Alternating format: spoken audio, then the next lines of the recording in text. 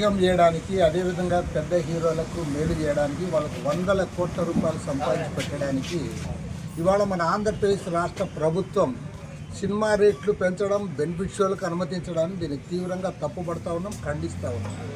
మన పక్కనే ఉన్న తెలంగాణ ముఖ్యమంత్రి రేవంత్ రెడ్డి గారు మేము సినిమా రేట్లు పెంచేది లేదు, బెనిఫిట్ షోలకు అనుమతించేది లేదని ప్రకటించిన తర్వాత కూడా ఆంధ్ర రాష్ట్ర ప్రభుత్వం ఈ రకంగా చేయడం సిగ్గుచేటు.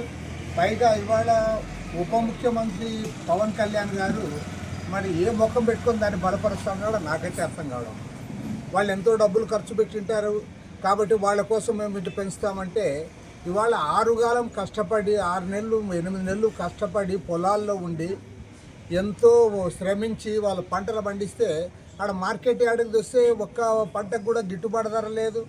ఇవాళ ఢిల్లీ స్థాయిలో గిట్టుబాటు ధర కోసం పోరాటం చేస్తూ ఉంటే ఆ రైతులతో మాట్లాడే దిక్కు లేదు. ఆంధ్ర రాష్ట్రంలో నువ్వు కనీస మద్దతు ధర ఇవ్వలేకపోతా ఉన్నావు. దాని గురించి పవన్ కళ్యాణ్ మాట్లాడు, సినిమా రేట్లు పెంచుతాం, అది వాళ్ళపైన భారం పడుతుంది, పడినా అదేం పర్వాలేదు, ఎవరైతే సినిమా యాక్టర్లు ఉన్నారో వాళ్ళకి మేలు చేస్తాం, ఎవరైతే నిర్మాతలు ఉన్నారో వాళ్ళకు ఊడిగం చేస్తామంటే, నిర్మాతలకు డబ్బున్న కోటీశ్వరులకు ఊడిగం చేయడానికి మీకు గవర్నమెంట్ ఇచ్చారని నేను అడుగుతా ఉన్నా. నువ్వు కష్టపడి పనిచేసే రైతు గురించి మాట్లాడవు, వాళ్ళ శ్రమ గురించి మాట్లాడవు, వాళ్ళ గిట్టుబాటు గురించి మాట్లాడవు.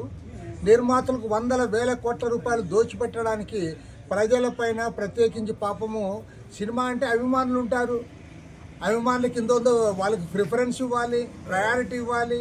అది పోయి వాళ్ళ పైన మీరు బెల్ట్ వేస్తున్నారు, వాళ్ళకే రేట్లు ఎక్కువ పెంచి ఇది వసూలు చేసుకుంటా ఉన్నారు. కాబట్టి దీన్ని తీవ్రంగా తప్పుపడతా ఉన్నాం. కోటీశ్వరుల నిర్మాతలకు, తర్వాత అయాచితంగా డబ్బు సంపాదించే ఈ సినీ పెద్ద హీరోలకు ఊడిగం చేయడానికే ప్రభుత్వం ఈ నిర్ణయం చేసింది తప్ప సమాజ శ్రేయస్సు గురించి కాదు. కాబట్టి చంద్రబాబు నాయుడు ప్రభుత్వం పదే పదే తప్పులు చేస్తూ ఉన్నారు. ఈ తప్పు చేయడం అంటే ఇంతకంటే సిగ్గు చేయడానికి విషయం ఒకటి లేదు. నేనే కాదు, అందరూ కూడా దీన్ని ఖండించాలని చెప్పి కోరుతాను.